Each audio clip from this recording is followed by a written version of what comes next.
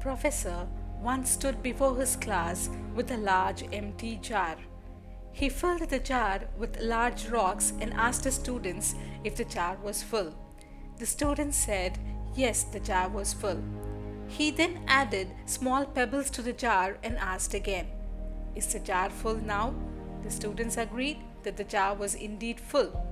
The professor then put sand into the jar and asked again. The students agreed that the jar was finally full. The professor went on to explain that the jar signifies one's life. The rocks are equivalent to the most important things in your life, such as family, health, and relationships. Even if the pebbles and the sand were lost, the jar would still be full and your life would still have a meaning. The pebbles represent other things that matter in your life, such as work and social life. These things often come and go and are not permanent to your overall well-being. And finally, the sand represents the remaining small stuff and material possessions in your life.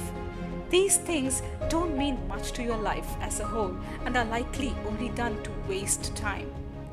The metaphor here is that if you start with putting sand into the jar first, you will not have room for rocks or pebbles.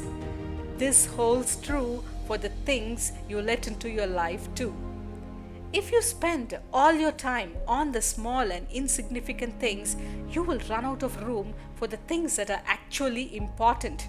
So, in order to have more effective life, you should prioritize important things in your life and then worry about pebbles and sand at a later time. If we need to change our life, we need to change our priorities.